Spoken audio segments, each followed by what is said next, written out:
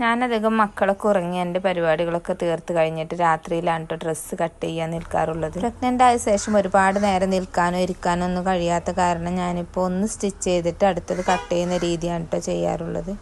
കട്ടിങ്ങിനാണ് കേട്ടോ എനിക്ക് സ്റ്റിച്ചിങ്ങിനൊക്കെ സമയം വേണ്ടത്. ആ ഒരു സമയത്ത് എനിക്ക് ഒരുപാട് ബഹളം കേൾക്കുന്നത് സംസാരിക്കുന്നതൊന്നും ഇഷ്ടമല്ല കേട്ടോ.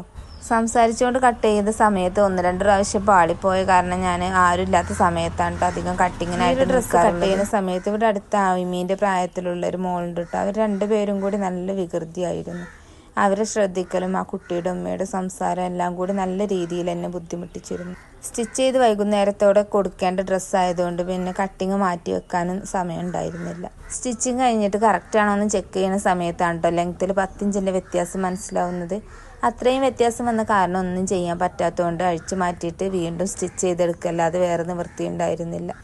പിന്നെ വേഗം കടയിൽ പോയിട്ട് സെയിം ക്ലോത്ത് കട്ട് ചെയ്തെടുത്തിട്ട് ആദ്യത്തെ സ്കർട്ട് പോർഷൻ അഴിച്ചു മാറ്റിയിട്ട് വേറെ കട്ട് ചെയ്ത് സ്റ്റിച്ച് ചെയ്തെടുക്കുമായിരുന്നു.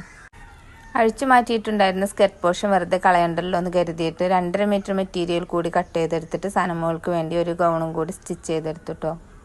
സ്കർട്ട് പോർഷൻ ലെങ്ത്ത് അവൾക്കും കുറവായ കാരണം താഴേക്ക് 13 ഇഞ്ച് ലെങ്ത്തിൽ ഒരു പീസ് കട്ട് ചെയ്തെടുത്തിട്ട് ഫ്രില്ലിട്ട് കൊടുക്കാനായിട്ട് ചെയ്തിട്ടുള്ളത്.